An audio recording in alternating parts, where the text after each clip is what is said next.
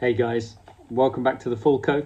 Today we're going to be talking about last night's Carabao Cup fixture, Tottenham against Manchester City, Tottenham victory, which is what we all wanted, and most importantly, a real response to the tepid performance and the timid performance against Crystal Palace on the weekend. So let's start there. In general terms, we were all hoping that Ange would go into last night's game with a very strong team, and he did. He still made changes. He still moved the team around. He still went for the interesting kind of Mickey van der Ven at left back to reduce the minutes on Udogie, but keep that kind of pace in the wide area. I think with the idea being that he was expecting to see Savinho, and he thought that Mickey van der Ven could be a great option to play there, also giving Dragushin minutes in the middle as well alongside Romero. It was a risky lineup? It was a lineup that, if it works for you, could do all the things that we want from rotating across the number of games that we've got, 3 games in a week, and multiple competitions.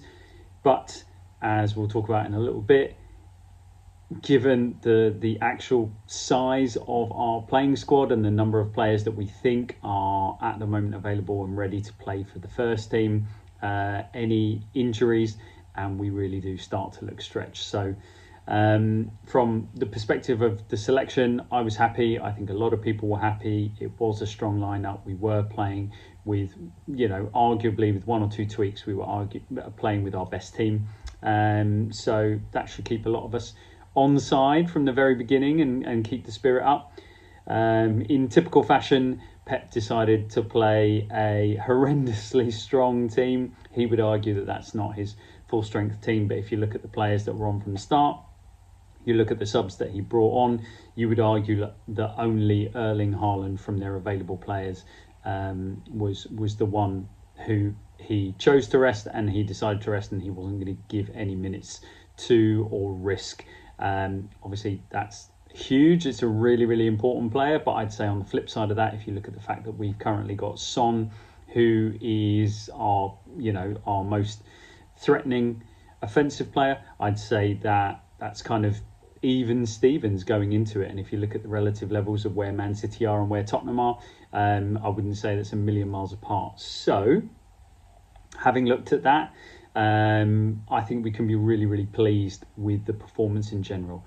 We went out there and we were aggressive. We played with pace. We didn't dominate possession, but you might expect that against a team like Manchester City.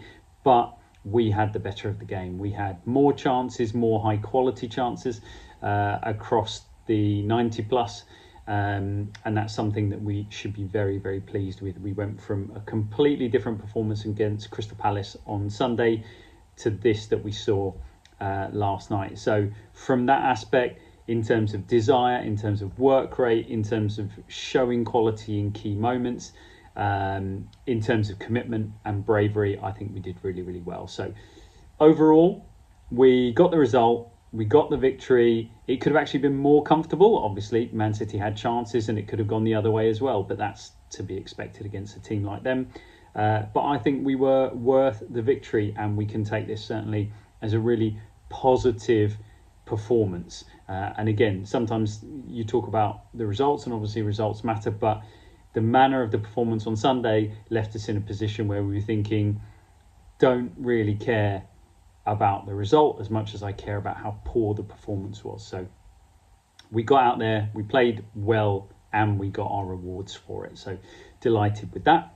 I think if you kind of take a few of the key moments, if we look at the goal, the first goal was a really, really good team goal, playing out from the back, being patient with it, and then progressing the ball and starting to accelerate. Now, we will caveat this by, if you watch it a few times, you'll see that Man City's press is off. They don't get it right, and then the personnel that they end up with against certain players is maybe not what Pep would ideally have wanted in that situation. But we did what we needed to do in that situation. We played the ball out, we waited for the opening, and then when the opening came and we found ourselves on the right-hand side where the ball had to go down the line, there was no longer an option because they pressed up and closed the inside. We played it with quality, out of right back, Johnson with a nice little flick down the line, Decky moving from in to out. So again, these rotations, these movements that I talk about. So being done with pace, being done with quality, and then Decky versus, I think it was Gundogan who was tracking him. That's a mismatch in terms of attack versus defence. And then Decky plays an absolutely lovely ball with his right foot, and he has got quality with his right foot. He plays an absolutely lovely ball. And what more can you ask for? Timo Werner arriving and sweeps it in. It's a lovely finish. It's a really difficult finish as well. It just goes to show where Timo is at the minute, and we'll talk about his other chances, in that arguably is one of the hardest chances that he's had to take, because he's taking it first time. Rico Lewis is getting across on the slide. The keeper's coming out and narrowing angles. And you know, he gets a really sweet connection with his instep, and it's that conviction of the finish, and that's why it goes in. That's why it works for him, because that's what's been lacking, and we saw it again in the game, a bit of that conviction. So he really does go for it. He gets a really nice connection, and we're 1-0 up. Great to hear the crowd singing Timo's name. There are a lot of fans who do genuinely get behind players. And it doesn't mean that as fans we can't be critical when Timo is getting in brilliant positions and he's just rolling it into the keeper. We know that's not good enough, but he knows that's not good enough. It's not like he's out there thinking that he's being brilliant and why is everybody picking on me. He is in a really low ebb at the minute. He knows that. He spoke about it in his interviews after the game, but it meant a lot to him to hear the fans get behind him, and that's what we need to do. We can still be critical, but you need to think about the levels. And I posted this on X in terms of you as a supporter. Each individual is free to support in the way that they want, but I think a lot of people get very tired of the constant negativity and toxicity, and there are ways to look at things. So there are ways to be a supporter, and you can do that in a positive, in a glass half full manner.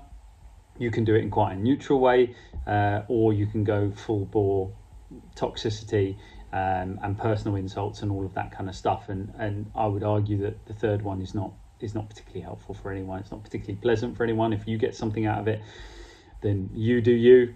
But I think that you saw what it meant to Timo, and he referenced it. He speaks really well in his interviews. He referenced that they see and they hear, and it means something to them. That support means something to them. So we can have an impact as fans in a positive manner by getting behind players. We can still be frustrated and we can still be critical of what's not being done well, but we can also have a positive impact. We've got so little influence on what happens at the football club.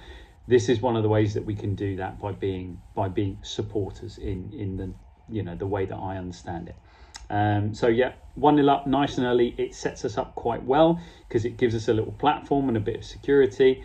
And then we went on to have more chances that we probably should have put away. So Werner gets in again. And we went back to that same situation. He finds himself 1v1, and it's a really tame finish. So again, you're thinking, you've just done this. You've just had that really convincing hit. Really try to wind that ball in towards the second post. He doesn't. He catches it really flat, and it just rolls into Ortega, which is a real shame because 2 goals, and then that really does change the psychology of where Timo's at. He had another chance later on, much later on, so a lot more had happened in between, but he had another chance with his left foot. So again, he's making the runs, he's breaking the lines, his pace is getting him in there. His touch looked a little bit better. It was a bit ropey at the beginning, but his touch looked more confident today than it has done. At the very least, he's not dribbling it off the pitch on his own. And he gets himself into a great position. He does hit the left-footed finish with a bit of conviction, and it shaves the post. And it's these fine margins. Sometimes you find, you know, if it doesn't work for Timo at Tottenham, These fine margins are the ones that can make a difference between him all of a sudden going on and getting 15 GAs this season to him kind of sputtering and doing bits and pieces, and it not really working out. So that's a shame. It's a shame for him. It's a shame for us in terms of making the game a little bit easier that we didn't put that one away. But again, great to see him getting in those positions and doing that stuff. So we talked a lot about Timo, but there's so many other players that deserve a mention. Quickly talk about the corner routine. So Decky, in fact, gets his second assist of the game. A little 1-2 off the corner with Werner. Rolls it into Sarr, and Sarr scoring from outside the box, which is what we used to see when we were watching his YouTube highlights from his time at Metz. And an absolutely wonderful finish. He really does deserve that for all the running that he put in. He put himself under a lot of pressure defensively because he committed a lot of fouls early on. He got himself a yellow card as well. I think the referee explicitly said to him, "You've had 3 fouls in less than 22 minutes. It's a yellow card. You need to calm down." So he did well to stay on the pitch after that and to stay disciplined. There was a moment that he hung a leg in that I was worried because he gave away a few more fouls. But delighted for him in terms of that finish. So, when he tries to really wind up and hammer them, he hasn't had the success that we've seen before he came to Tottenham, but that was a magnificent finish. So again, uses the instep, hits it with a bit of conviction, but just winds it. It's all about mechanics, that finish. If you see the mechanics of the setup, you think to yourself, this has got a chance. If he keeps it low, if this doesn't rise, this is really going to bend. It's really going to whip. So gives the goalkeeper no chance. And a great finish inside the post. So we're off and we're running and we're 2-0 up and we're playing well and we're getting chances. ManCity obviously come back into the game. They obviously dominate possession. They're moving us about, but they're not creating really, really high percentage chances until we go and shoot ourselves in the foot. Really disappointing goal to concede. Very, very typical for us in terms of how it comes about. We've seen this goal time and again. By this point, we're already slightly shaken by the fact that Mickey's gone down and he's holding his hamstring and he looks distraught coming off. So that could be a real issue for us going forward. He could be out for a while. Udogie comes on and he continues to struggle a little bit this season. His touch on the ball hasn't been as assured, and defensively he's not where he was when he was playing really well last season. And Savinho, who is a brilliant player and is a really tricky player, playing off the right-hand side, which to my knowledge of Savinho is actually the opposite side to where he traditionally plays, but I'm guessing that Pep played Nunez on the other side, Mateus Nunez, because he would be more comfortable on that side and therefore put Savinho on the right. Lovely little drop step inside. Udogie buys it, Savinho's past him, and then he stands the ball up. And unfortunately, Brennan Johnson, again, he's not covered himself in glory defensively, which is strange because he actually has been very good defensively, but he did also do the same thing a couple of games ago. He's got himself sucked in. He's watching the play. He's watching the play unfold. So Archie Gray is tucked in exactly as a good fullback would do. He's tucked in because there's a player on the other side of Romero. So Gray tucks in, does exactly the right thing to put pressure on that player, and then Johnson's job is to spot that and not get dragged into that position and head out to take the widest man as your right-sided player. He doesn't do that. He also gets sucked in towards the middle of the goal by not being aware of what's going on, and Nunez has an open. He could have brought that ball down, but yeah, he gets a surface onto it, punches it into the ground, and then nothing Vicario could do from that one. Such a disappointing goal. Udogie's got to do better. You could argue we let Man City through the lines quite easily, but actually 1v1, if we do the right things, I don't think that is the particular issue in this case. Sometimes there are going to be moments where the pitch is set in a certain way that they can get through the lines. They've got the quality of player to do it anyway. They get through quite easily, but actually 1v1 Udogie on Savinho needs to be a little bit better, put him under a little bit more pressure. When we did it better, we actually forced Savinho to come back inside quite a few times, and then Nunez unmarked at the back post. That's basics, just simple stuff. Again, that defensive awareness, that defensive mindset, being aware as you're watching the play on the opposite side of the pitch unfold. What are you thinking about? I'm not necessarily thinking about what Savinho's doing over there. What I'm thinking about is I'm scanning in front of me. This all looks set. ManCity haven't got loads of players up. Edge of the box looks set because Rodrigo's there.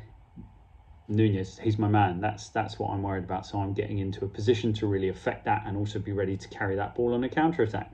Didn't do it, and I felt that actually BJ had not a particularly good game, apart from that one flick to Decky for the first goal. He wasn't massively involved in the attacking side of the play. We didn't release him, in fairness, but I think defensively he looked quite tired. And you know, I know it's making an excuse for the goal. He certainly should have been there, but yeah, I thought he looked tired today, or yesterday. So he didn't have his best performance from that point of view. But again, no great criticism of him. Just little things that he can improve that'll make him a better player. After that, I think we need to shout out the work rate of some of the players. It was absolutely phenomenal. So again, in response to that tepid Crystal Palace performance, the work rate of Decky across the game, and he got player of the match, and you know, I'd argue there was a different player of the match, but Decky gets it because obviously he got 2 assists and he was constantly running. He was fantastic, a real warrior. Dom Solanke, let's not forget the role that he played. He was absolutely brilliant last night. He didn't get a sniff.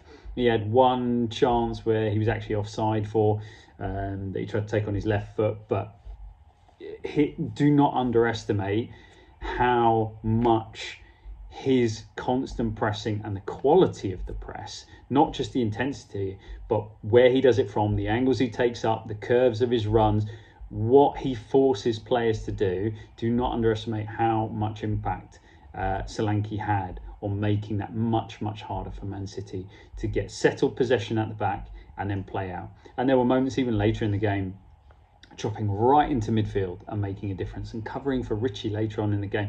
That is phenomenal effort. You could see he was out on his feet by the end, and he just didn't have the legs to run a couple of, you know, slightly dodgy balls through by Richie. But his part in the defensive side of that game needs to be shouted out. So he absolutely deserves his flowers for that. For me, the player of the match was Lolo. I posted this on X. There's only one Rodri in the Spurs Man City game, and obviously I'm joking, but he was fantastic and really gave a proper number 6 performance. If you get an opportunity to either watch the game back or watch kind of extended highlights, not just the key moments, just take a look at some of the really unselfish work that he was doing, dropping into pockets, so dropping in between full backs and centre halves, dropping deep into the back line at moments, defending the little triangle corridors on the edge of the penalty area, constantly getting across, constantly tracking his runners. He didn't dominate the game from the point of view of getting loads of possession and getting it started. He was fairly clean and tidy throughout the game. He did that very well. But against a team like Man City, his defensive work reminds me of the really good days in that first Conte season where we managed to drive and get through to the Champions League.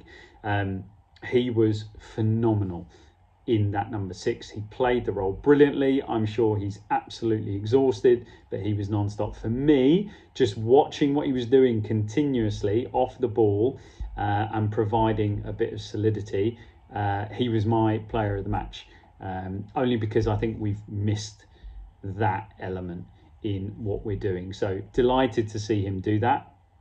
And then also very happy for us to be able to make changes and bring Sarr off and then bring on Biss and try to continue to solidify and change things and give players minutes and rest players. So yeah, props to Lolo. He was excellent.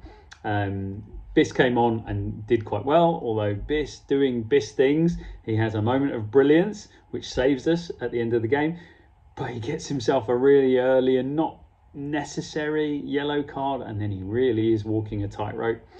It's customary. It's almost like he should be given a yellow card before he steps on the pitch and see what you can do. But he did well. He did the job we needed him to do, and that key moment at the end of the game where he blocked the ManCity shot on the line, that saved us. It goes to all there. The psychology of the game changes. You don't know what's going to happen, but yeah, that would have been really tough late on in the game if that had gone in. So well done, Bis, for that. I think if you want to see the flip side of that particular phase of play, we weren't covering ourselves in glory. We were kind of hacking and not really clearing the ball, but sometimes you do have to have real backs to the wall defending. Vicario, sadly, in that final phase where the pressure is really, really on, he went back, he regressed into kind of flappy Vicario. He flapped at a couple of bits. He flapped at that one, the corner coming over, and he ran blindly into a crowd of players waving his arms about, falls over, and that's where the chance comes from, and Bis rescues us. But it's a shame because he'd had a very good game. He'd done well, he'd done everything he needed to do, and his distribution was really good. And I talked about this in a video yesterday about how I want to see us playing if there is a high press, and being braver and being more committed and being able to clip the ball over that first line of the press. And he did that. He did it really well. He with his feet, he was much, much better. He looked composed and his distribution was excellent.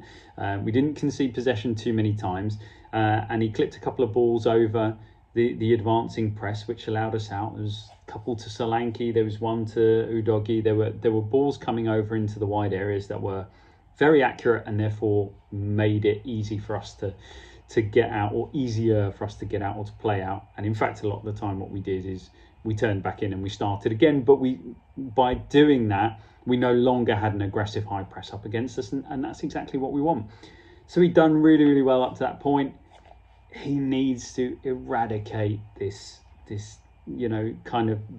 mentality of when the pressure's on, he loses his head a little bit. He gets a bit too emotional, or whatever it is, and then he's trying to do too much, and he's not there yet. He's not there yet in terms of coming and claiming the ball, or being dominant, or being particularly competent under the high ball. So that was a bit of a shame. But again, it's notes to work on, things to work on, and I have absolutely no doubt that that's what the coaching staff are working with him on. So that's where we want to see the improvement to take the next step.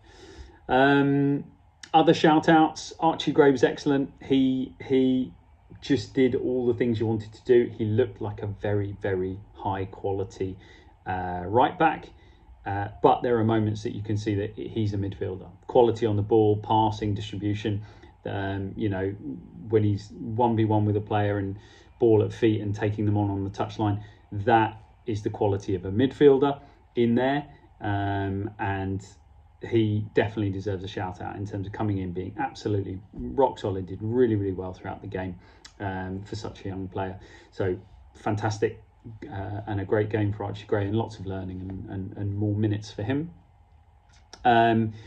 Richie came on and had a positive impact. He obviously should have scored that absolute gimme from the throw-in. I think it was Gvardiol maybe decides to throw the ball straight past John Stones, straight into Richie's path. If it was a pass from one of our midfielders, he could not have been better. Okay, it was on his left foot, but there, facing Ortega from 12, 14, 16 yards out, he should be scoring.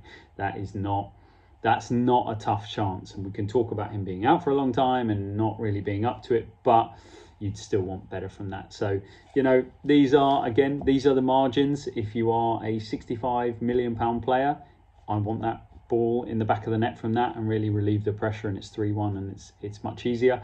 He didn't take it, but what he did do is he was committed, he ran, he battled, and there were a couple of moments where he really did relieve pressure in terms of taking the ball on that left-hand side, beating players, running in the channels.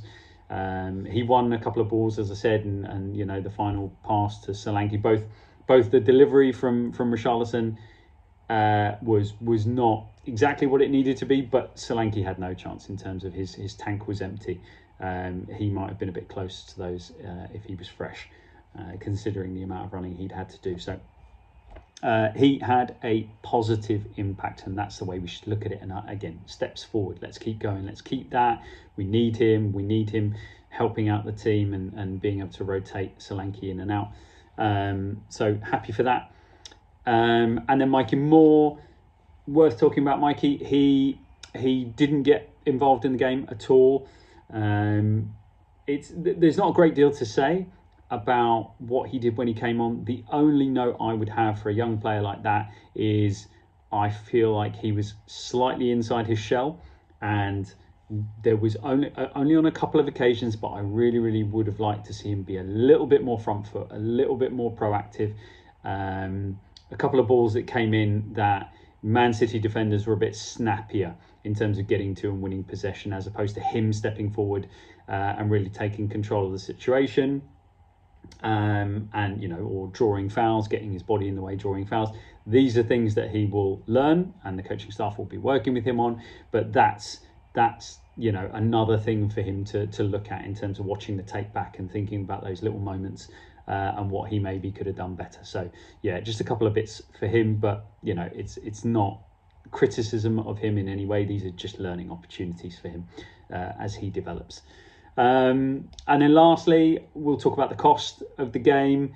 Van der Ven could be a big miss, but Radu came in and I think he had a good game. I think again he had an improved performance. I think he's going to get a run of games now, so I really want to see him take things and continue that forward. He doesn't look the most comfortable with the ball at feet and with possession and playing out. He's got a great long ball. But then again, I don't think Van der Ven is either. I've heard, you know, the Athletic talk about Van der Ven being incredible with his distribution. I disagree. I think it's an area that he needs to work on. But yeah, Radu's going to get minutes. Van der Ven looks like he's going to be out. That is costly for us with the amount of injuries we've got. Romero hopefully was precautionary because he was feeling something, and Ange said he was planning to take him off anyway because we couldn't risk him. So hopefully we, you know, keep our fingers crossed. Ben Davies came on and did a very adequate job when he was in there. And then Timo, I mean, the way he went down, that to me looked like a groin had gone. But you know, he was standing, he was giving interviews, all of that kind of stuff. I very much doubt he'll be ready for Villa on Sunday, but hopefully it's not too serious. And hopefully Sonny is available for Sunday, which could reduce the pressure. But yeah, we need Odegaard to come back. We need numbers. Brennan Johnson's playing a huge amount of minutes and we've got no one to rotate him with. So yeah, hopefully with Sonny back, Mikey Moore in backup, Odegaard coming back, we've got options, certainly on the left and potentially on the right as well, because we're really going to need it. We've got a lot of games coming up. So yeah, a lot of energy expended by our key players, which is a shame. But again, it's one of those things. We are where we are. We would have had to play a strong team against ManCity to get anything, and we did, and we got the result. So we should be happy with that, and we should be positive on that. And looking ahead to the Villa game, all I really want from this Villa game is a positive performance. What happens with the result is going to happen given, you know, injuries that we've got and how they play on the day, all of these factors. But go out there, do not do a Crystal Palace, do not do a Brighton second half, do a Man United away, do a Brighton first half. Go out, really play your football with whatever set of players we've got available. Really play your football, and we'll see where the chips land. And hopefully we can get a positive result, because I'd say Aston Villa are, you know, we're a long way off, but Aston Villa and Newcastle, these are direct rivals and we need points at home. So let's hope we can go and get that. Anyway, I'll leave it there. At least at work this week, we're feeling a bit more positive and we're looking ahead to the game on Sunday. So have a great week, everyone, and I'll see you after the next game. Take care.